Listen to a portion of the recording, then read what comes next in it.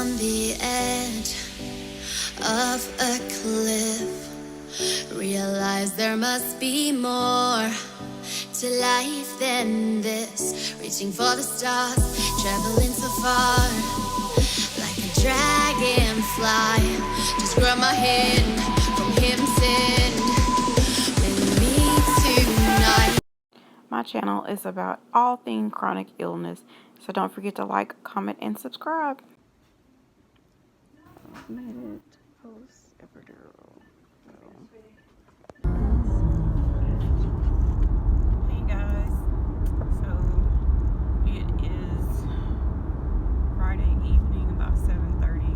I'm out going to get dinner. I'm in a lot of discomfort, but I managed to stay up since I got up. I think we got up at like 11:30 or something like that the second time. And I've been able to work on some stuff. I was gonna lay down about an hour ago, but I was trying to like force myself to stay up because tomorrow I have a strategic planning meeting and I see the rheumatologist tomorrow. Yes, on a Saturday. So I'll definitely come back to let you know what he says. I'm praying that he will be able to make these once a month trips to our area. A long time. I'm not really sure if it's something to do with his contract, them letting him out of his contract, and that might have been the agreement, or what exactly it means for the future. But yeah, I'm excited to get to talk to him and feel him again, because I have not seen him. The last time I saw him was right before I got put in the hospital, so he knows some of the stuff because of the emails that I sent him, but like actually having the records and different stuff like that, he does not know everything that happened, and me switching back to my old GI doctor, he doesn't know any of that stuff. So tomorrow is going to be busy, so I'm trying to like get my body a little bit more prepared. It's difficult. I'll probably take like a little cushion or pillow to sit on. I'm not sure about the seating arrangements, but it's just, I just don't want to be uncomfortable, because even if they have padded chairs, I'll still put it on my back. And tomorrow is supposed to be in the 30s here in Florida, and tonight is 46 right now. So yeah, we are just like, it's just hard on your joints when it's this cold in general, on top of everything else that we have to deal with. So I will see you guys back on tomorrow to give you the update on the doctor's appointment. Hey guys, happy Saturday. Hope everybody's well. It's 34 degrees in Florida. The sun is out though, so it's kind of weird because I just had the air on because trying to get dressed, and I think the steroid, like I'm just really hot. Moving really slow. Like I woke up at probably 8 and didn't get out of the bed until about 8:40. It's like 9:30 now. To get, I have to give my joints time to start loosening up. I really don't want to have to go to this strategic planning thing, and I forgot my pillow, because I was proud of myself because I was sitting things out last night, so I didn't have to like rush, but I still had to rush because my hair looks a mess, because I had a hair appointment that I had to cancel for Tuesday, and I don't see her until Wednesday. I'm like extremely like shaky in the morning and weak with my legs, I've noticed. So like trying to like brush my hair and it's an act of Congress, because like lifting my arms that long is hard. So yeah, I'm gonna stop by. They're supposed to have like donuts and coffee or something, but I'm not a coffee drinker like that. But I'm gonna stop and get like some hash browns from Whataburger. I'm stuck behind a city bus.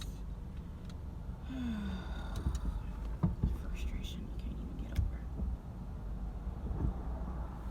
Come on, dude. It's like the bus stops, they have to, I get it, they say they're going to be there at a time, but then they have to sit there to a different time so they can depart, so they can still be on schedule. And I'm like, Lord help, like I get it, but they're in the way. At the next traffic lights, turn left. So I don't even know what I'm saying, lost my whole train of thought. I'm praying that Whataburger does not have a line as long as Christmas. And they do. Oh my, I should have probably just went to McDonald's, but I'm just toughing it out. Because where I'm going, I think it's like 15 minutes away. So, but like I said, I'm going to see the rheumatologist today. And I'll definitely let you guys know. I'm rocking my Lupus hoodie from Dion Langley. You guys can check him out on Instagram. And I think he has a YouTube. I think it's called Drum Beats for Lupus or Drums for Lupus or something. He's a drummer. But I haven't been on Instagram, so I'm like forgetting everybody's handles and stuff. But yeah, I brought this 2 years ago, year and a half, 2 years ago, year ago. And it's super comfortable. I don't wear it often because it's hot here in Florida, but for these months it's perfect. But yeah, and I got my purple mask from that was in my I'm trying to think the name, butterfly box. That's one thing I'm gonna talk to the doctor. Like, I can't get my words out, I can't remember things. But yeah, this was in my butterfly box. And I need to subscribe for her, like, for the year, because I love to support other Luppies. Her box is a quarterly, I think. Yes, a quarterly subscription. You can get a one-time box, whatever, you know, is in your budget. But her stuff is very high quality and good. And some people are like, well, what's the difference from, you know, my boxes are free boxes, and I try to gear towards self-care type of things. But of course, I'm pivoting to something, you know, different soon. But yeah, like, I don't care if we had the identical same thing. I would still support them. So if you are autoimmune warrior and you know, have crafts and stuff like that you sell, or a business, let me know. Comment in the comment below, so you know I can support you. And I used to do channels, autoimmune channels for other people to watch, so I need to update my playlist so I can start back sharing that with you guys also. But I'll see you guys once I'm out of this strategic planning meeting and head into the doctor. Hey guys, happy Wednesday. Hope everyone is well. So I've been out and about. I had to go and get my medical marijuana. I had to go pick up my medical records and my imaging, which was at 2 different locations, because I go to UAB tomorrow. So I talked to my GI doctor because I sent the message, but they never responded. And the girl said that it actually goes to the doctor and not to her. And so sometimes he doesn't check it very often. So he is concerned that I do possibly have some type of intestinal blockage, but there's no way for him to really know for certain to what's going on until we have the colonoscopy. He wants me to stop the imipramine, which I'm not excited about, because I know, like, if I don't take it by a certain time in the morning, like, it causes me to have like shakes, and it's just weird, and my pancreas and everything hurts. So I will stop it as of Friday. I'm not gonna do it while we're on the road. Like I can't go through that. And she told me that he only allows 2 reschedules for procedures, which I understand that. But like I told her, you know, I was taking the prep and I was not going to the bathroom. I was throwing up. And I said I didn't start really having the bowel movements from the prep until the day after. So something is not right. So I just told her I'm going, you know, as soon as I get back from Birmingham, I will call her and get back on the schedule, and I'll just have to keep the appointment no matter what. Like, I don't even know what to do at this point, because some days, like, I can go, but then I don't feel like I'm finished, but then I don't have the cramping. But then what'll happen is by the afternoon, the abdominal cramps will start back over, and then I go, and it's the same thing, like the cold sweats, feel like I'm gonna pass out, then I start throwing up and having diarrhea at the same time. So I'm just kind of aggravated with all of this stuff, like piling on us over and over, you know, with diagnosis, and it just gets tiresome after a while. So yeah, that's the game plan. So I just wanted to pop on, and I will bring you guys along tomorrow as we travel to Birmingham.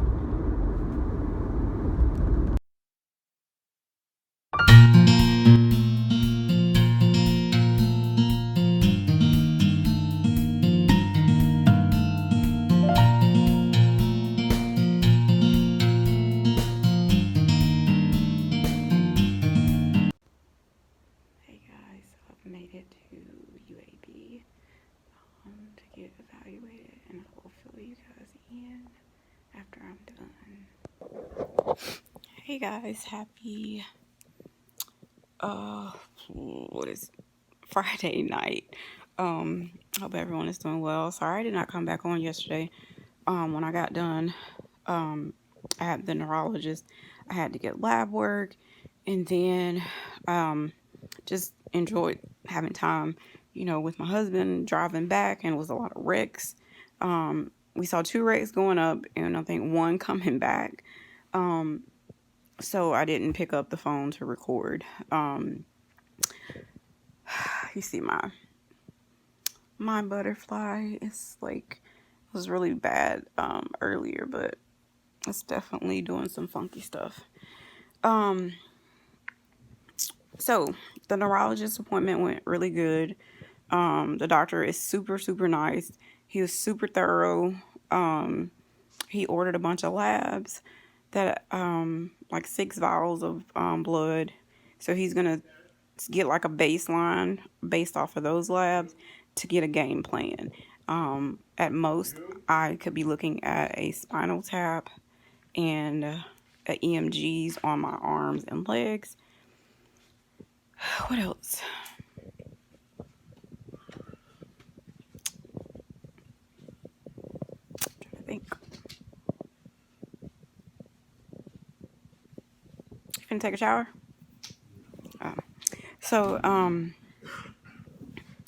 So that's minimum.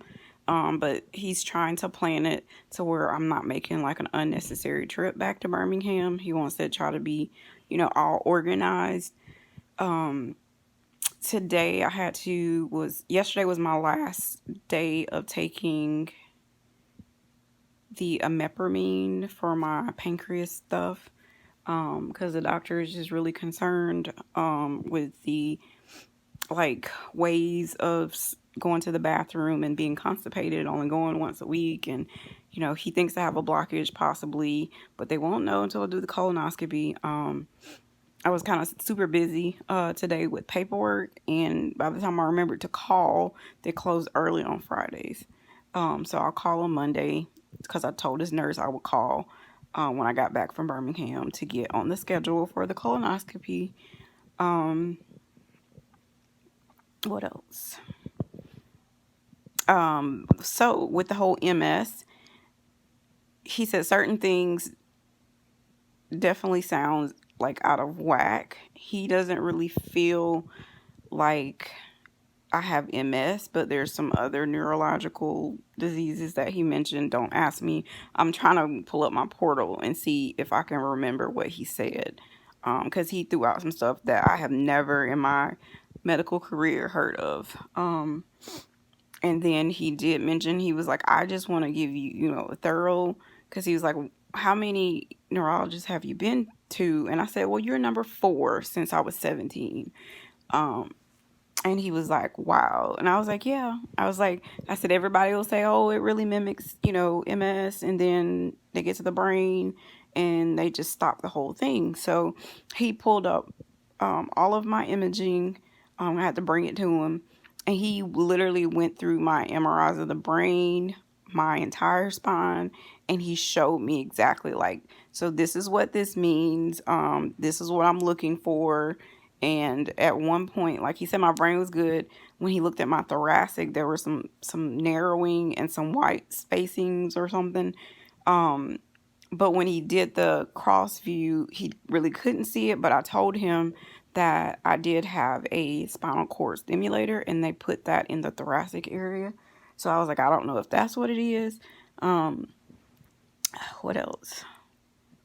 Because he was like, once I do this workup, he said it could just be that your lupus is just, really haywire right now. He checked my extremities with the reflex hammer and all of that. I already knew I had diminished reflexes in my legs. And when I remember when I first got diagnosed, it was nothing moved. So I'm glad stuff moves a little now. But when he went to my arms, he said they are extremely diminished. They're actually worse than my legs. And he's like, have you had problems with your arms? I said, yeah, they're extremely heavy. And I said, when I'm trying to put my hair up in a ponytail, I said I have to it takes me 3 or 4 times to try to get it. Because my arms are so heavy. It feels like they weigh a ton, just like my legs. And I talked to my sister-in-law, and I was like, I don't know if it's because, once you get injured and have back surgery and stuff like that, so certain things, I'm not going to be lifting certain things. So I'm wondering, is this happening because I'm not as active as I, used to be? I spend a lot more hours in the bed. So I'm I think I'm going to start doing those resistance bands to try to build up some strength. Cause I told him that's really concerning. Because in the mornings, my hands are like this. And it is just uncomfortable. And he said, okay, well, what's the most concerning, thing that you have right now? And I said, my legs and the brain fog. I said, it is severe. I said, it's not just fog. I said, I can't remember stuff. And I said, it could be something that I did 2 minutes ago. Case in point. I was painting my toes, cause me and my husband were going to run to Alabama, earlier, and I started, repainting my toes cause I was going to just put on flip-flops, and my feet looked a mess, and my phone was ringing. So I had to go in the living room to get the phone, and completely forgot that I was even painting my toes, and left, got to the restaurant that we went to, and this little girl who looks like my niece, she's like, why didn't you paint all of your toes? And I was like, what is this little girl talking about? And I looked down. Well, I have 6 toes painted. I'm sorry, I have 5 toes painted. Because she pointed out I missed my pinky toe on the other foot, too. And I was like, Lord, have mercy. So, yeah. It's just, I don't know if, I used to think, maybe I just have so much going on in my head. Oh, I need to do blah, blah, blah. But it's just bad. Really bad. And I told him, I'm having more and more problems talking, getting my words out. There are days where I can't spell. It's just, or I'm sitting there I know I should know how to spell this word. And with my mom's history, she was paralyzed when I was 5. My mom was maybe 36 or something like that. I can't remember. And they kept saying it was Guillain-Barré syndrome. But with Guillain-Barré, normally the person is paralyzed and it goes all the way up. They're quadriplegic. You have to get a trach. Thank God she never had to do any of that stuff. But that was in the 80s. So they weren't really like knowing a lot about MS, knowing a lot about lupus and stuff like that when you're from like a small town. And he was like, that's very interesting. And I said, yeah, it is. And then I told him my sister, my half sister on my dad's side, she has polymyositis, which is autoimmune that affects the muscles. My dad's sister, she had cerebral degeneration, or the cerebellum degeneration. And at the end, it almost still mimics MS to me, because she was wheelchair bound. She could barely swallow. She could barely talk. And it was like over probably like a 6-7 year period that she lived with us when I was little. And she just kept slowly declining to the point you couldn't understand her voice or nothing. Like, and she had shakes. It was strange. So it's like I got stuff from both sides of the fence. But yeah, he's going to call me once my results come back. So it'll probably be sometime next week, and we can go from there. So I will keep you guys posted. You know, happy that he's not leaning towards MS. And then he mentioned, he's like, well, you know, Humira, if it was MS, it really makes MS bad. And I said, well, yeah, the rheumatologist, like, I'm on the Humira for my hidradenitis. And he said that it helps my joints, right? But Humira can also affect your lupus. So it's like a double-edged sword, because when I don't take it, like if I'm on antibiotics or have to hold it, the hidradenitis comes back and I can barely walk with the joint pain. So I know it helps the joint pain, but then it's like, how much more is it affecting the lupus and the pancreas? So I'm really going to have to make some decisions. And even the neurologist said you might have to switch your treatments. And it's just a lot. Hold on, guys. The alarm was going off. Yeah, so I just got to make the decision. I'm going to research more on the new lupus treatment, because that's what the rheumatologist mentioned. Something with an S. I know, I just can't. I just don't remember the name right now. So I'm going to just do some research. And I didn't want to do that one, number one, because I'm tired of, you get on a treatment, it works really good for like a year, 2 years, and then your body is like immune to it, and then they want to try something else.